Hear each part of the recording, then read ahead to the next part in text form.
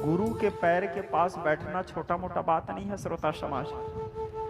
जो उस महत्व को जानता है वही जानता है गुरु के पैरों के पास बैठने का महत्व।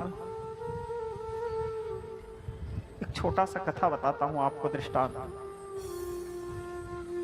समर्थ रामदास जी को जानते हो आप लोग? सुने होंगे नाम। समर्थ रामदास जी गुरुदेव हैं, उन्हीं को समर्थ सदगुरु सरकार कहते हैं। सुने हो उनके बारे में? अभिषेक समर्थ रामदास। तो समर्थ रामदास जी के एक चेला थे। समर्थ रामदास जी चेला से बोले, जाओ तो बेटा भिक्षा लेके आओ, भोजन बनाएंगे। उनके चेला अपने गुरु जी के प्रति अनन्य निष्ठा रखते थे, अनन्य विश्वास। गुरु के चरणों के महत्व बता रहा हूं। अनन्य निष्ठा, अपने गुरु को साक्षात भगवान मानते थे।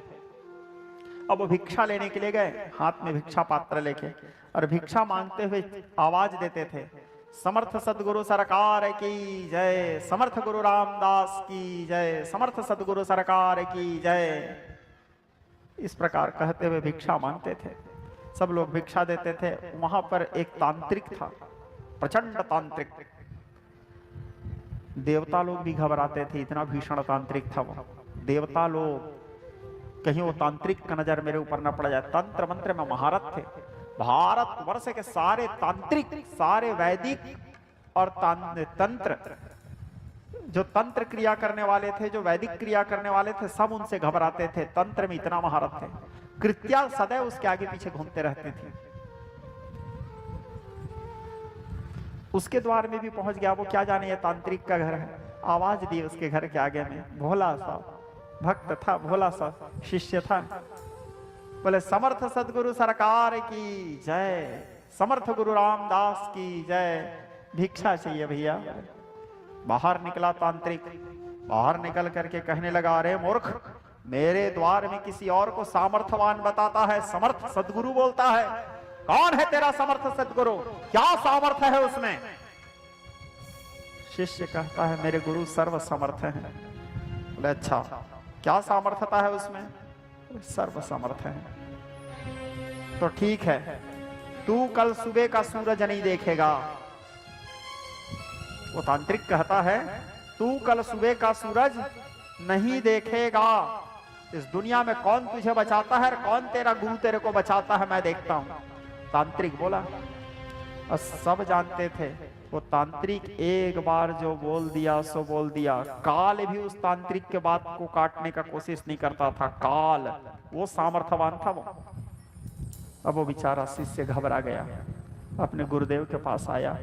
आके कहने लगा, गुरुदेव, भिक्षा मांगते मांगते मैं एक तांत्रिक के घर पहुंच गया था। गुरुदेव, मेरे को नहीं पता था, सत्य बोल रहा हूं। मैं उसके द्वार के आगे आपका जयकारा लगा दिया। गुरुदेव, मैंने कहा, समर्थ सदगुरु सरकार की जय। तांत्रिक क्रोध में आ गए। बोला कि तेरे गुरु में इतना सामर्थ्य है, उसने कहा कि कल सुबह का सूरज नहीं देखेगा तू। पूरे गांव में चर्चा का विषय है गुरुदेव। सब बोल रहे हैं कि मैं सुबह का सूरज नहीं देखूंगा, क्योंकि वो तांत्रिक बोल दिया तो उसके बाद को तो काल भी नहीं टालता। गुरुदेव, इतना शक्ति है उसमें। बोलते हैं कृत्याएं उसके आगे पीछे घूमती है, योगिनी यक्षिणियां उसके आगे पीछे घूमती हैं। गुरुदेव बोले, चिंता मत कर। बोले, मैं मर जाऊंगा गुरुदेव, कल सुबह का सूरज नहीं देखूंगा। बोले, ठीक है ना, सुबह मरेगा ना, अभी से क्यों सोच रहा है? सुबह होगा तो मरेंगे, अभी तो तेरे पास जो समय है उस समय को बिता। चल भोजन बना। बोले, शिष्य सोचता है, गुरुजी कैसे करते हैं, सुबह मैं मरने वाला हूं। एक तो इन्हीं के लिए भिक्षा लेने गया था मैं, अपने लिए तो नहीं गया था। ठीक है, गुरुजी बोल रहे हैं भोजन बनाओ। भोजन बनाए, गुरुजी को भोजन कराया। गुरुजी भोजन क्या? बोला, जा तू भी भोजन कर ले। बोले, भूख नहीं लग रहा है गुरुदेव। वो बेचारों को कहां से भूख लगेगा, उसको तो पता है सुबह मरने वाला हूं। बोले, भूख नहीं लग रहा है गुरुदेव। अरे चिंता मत कर, जाना भोजन कर। ठीक है गुरुदेव। भोजन किया। भोजन करने के बाद गुरुजी विश्राम करने आए। बोले, इधर आ तो पुत्र। जी गुरुदेव। चल पैर दबा तो बेटा। बोले, शिष्य सोचता है, कल मैं मरने वाला हूं, उसके बाद भी आज गुरुजी पैर दबवा रहे हैं। उसको इतना तक चिंता नहीं है कि कल चेला मर जाएगा।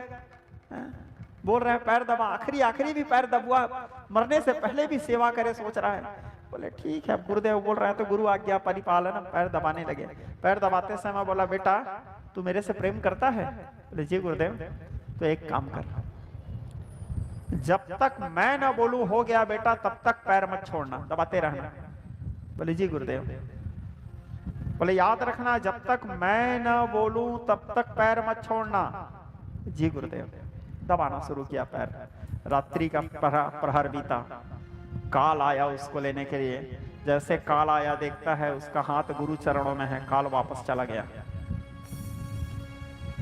तांत्रिक को पता चला वो तो मर नहीं रहा है। क्यों नहीं मर रहा है? बोले उसके हाथ में तो गुरु चरण है ना। तांत्रिक दिव्य अप्सरा उत्पन्न की, हाथ में सोना चांदी आभूषण रत्न लेके अप्सरा पहुंची उसके पास। बोले आ भैया ले जा, ये सारा खजाना तेरे लिए लाया हूं। शिष्य बोलता है खजाना है तो रख के चले जाओ, मैं गुरु के पैर को नहीं छोड़ सकता। कई प्रकार के प्रलोभन दिए, नहीं माने प्रलोभन से, अंतर ध्यान हुए। अब वो शिष्य पैर दबा ही रहा है, गुरु के पैर को छोड़ा नहीं है। अब वो शिष्य के माँ आ गई, वो तांत्रिक माँ के रूप बना करके और एक माया का प्रयोग किया। बोले इससे नहीं उठा तुम, कम से कम माँ की ममता देख के उठ जाएगा। उसके माँ के चिल्लाने लगी। बोले बेटा आ, मैं बहुत दुखी हूँ बेटा, हमारे घर में अनेक प्रकार की परेशानी हो रहे हैं, चल वापस जाएंगे घर में, आजा बेटा।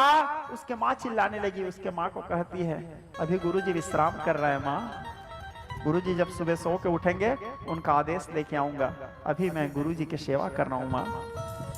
उसके माँ भी लौट गई। तांत्रिक विचार किया, दो प्रयास किया, दोनों असफल रहा। बोले अब एक काम करता हूं, काल को भेजता हूं सीधा। बोले यमराज के दूत आए बड़ा विकराल रूप धारण करके। बोले चल हम तुझे लेने आए हैं। तो बोलता है एक काम करो, थोड़ी देर रुक जाओ, मैं जाने के लिए तैयार हूं, मेरे गुरुजी को उठने दो। बोले मेरे गुरुजी बोले हैं जब तक मैं नहीं बोलूंगा पैर मत छोड़ना। बोले छोड़ दे, क्या रखा है उसके पैर में? फिर भी नहीं छोड़े। काल लौट गए। पैर दबाते दबाते नींद पड़ गया उसका। नींद पड़ गया तो उसी के गुरुजी के पैर को पकड़े पकड़े सो गए। सुबह हुआ, सूर्य का किरण पड़ने लगा पृथ्वी में, सूर्य उदय हुआ, आसमान में सूर्य चढ़ा। गुरुजी उठाया, बोले लल्ला उठ। उठा, देखते हैं सूर्य को, पूरे गांव इकट्ठा हो गए। बोले पहली बार आज उस तांत्रिक का बात झूठ हुआ था, क्योंकि आज से पहले जब वो तांत्रिक जो बोला है वो हुआ। पूरे गांव इकट्ठा हो गए, देखे। बोले ये तो सुबह का सूरज देख लिया, तांत्रिक तो बोला था नहीं देखेगा। बोले कैसे सुबह का सूरज देख लिया? गुरु कृपा ही केवलम।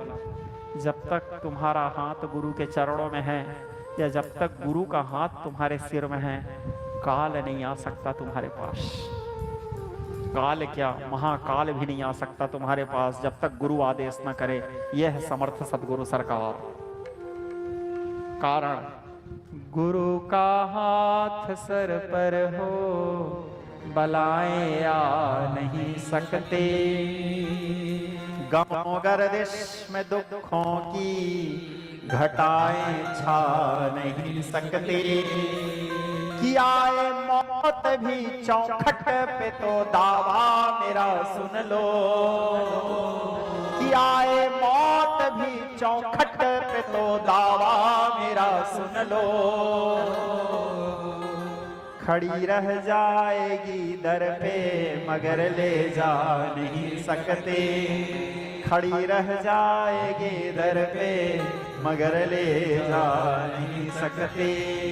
यदि मौत भी आएगा तो वो चौखट के पास खड़ा रहेगा। जब तक गुरु आदेश नहीं करेंगे काल भी नहीं आ सकता। इस के साथ यही हुआ समर्थ रामदास के शिष्य के साथ। काल रात भर उसके द्वार में खड़ा था उसको ले जाने के लिए, लेकिन उसका हाथ गुरु के चरणों में था। कहां से ले जाएंगे? कारण गुरु कोई मनुष्य थोड़ी होता है। गुरु रैव शिव, शिव रैव गुरु। गुरु ही शिव है या शिव ही गुरु है। गुरु साक्षात पर ब्रह्मा, अनंत कोटि ब्रह्मांडर नाथ मणिमा, राजाधिराज राजेश्वर ठाकुर मणिमा, समर्थ सदगुरु है गुरु। गुरु साक्षात पर ब्रह्मा, साक्षात ब्रह्म है। रोम रोम गुरुवर का तीर्थ, आंखें सूरज चंदा। क्या है गुरु? रोम रोम गुरुवर का तीरथ आंखें सूरज चंदा, गुरुमुख से है अमृत बरसे छूटे यम का फंदा। गुरु मंत्र को जप ले प्यारे हो, गुरु मंत्र को जप ले प्यारे, गुरु में सब है समाया। राम तभी भगवान कहाए जब वशिष्ठ को पाया, राम तभी भगवान कहाए जब वशिष्ठ को पाया। गुरु मिल जाए सब मिल जाए हो,